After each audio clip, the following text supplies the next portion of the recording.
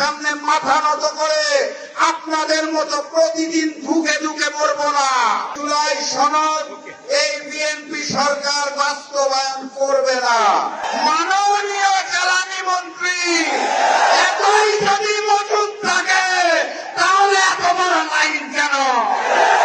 এই মজুদ কোথায় রেখেছেন? নতুন হাওয়া ভবন কোথায় সৃষ্টি করেছেন? কঠিন ভাষায় কথা বললে তো কালকে আমার বাসায় হামলা করবে। তাহলে সম্মানের সাথে বিনয়ের সাথে বলতে হবে, মাননীয় প্রধানমন্ত্রী, মাননীয় স্বরাষ্ট্রমন্ত্রী, মাননীয় জ্বালানি মন্ত্রী এতই যদি মজুদ থাকে তাহলে এত বড় লাইন কেন?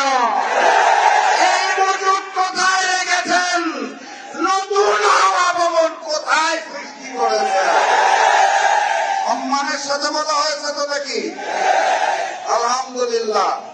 আর আজকের এই সমাবেশ থেকে স্পষ্ট ভাষায় জানিয়ে দিতে চাই, গণভোটের জনরায়ের আলোকে ওই জুলাই সনদ এই বিএনপি সরকার বাস্তবায়ন করবে না।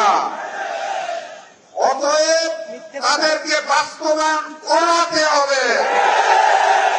আর আমাকে যারা প্রতিদিন প্রতিনিয়ত হত্যার হুমকি দিচ্ছেন তাদেরকে স্পষ্ট ভাষায় জানিয়ে দিতে চাই, বাংলাদেশের মানুষের সাথে বেইমানি করে দিল্লির সামনে মাথা নত করে আপনাদের মতো প্রতিদিন ধুকে ধুকে মরবো না। আল্লাহ নির্ধারিত সময়ে মৃত্যুবরণ করব, তার আগে পর্যন্ত ইনসাফের জন্য লড়বো ইনশাআল্লাহ।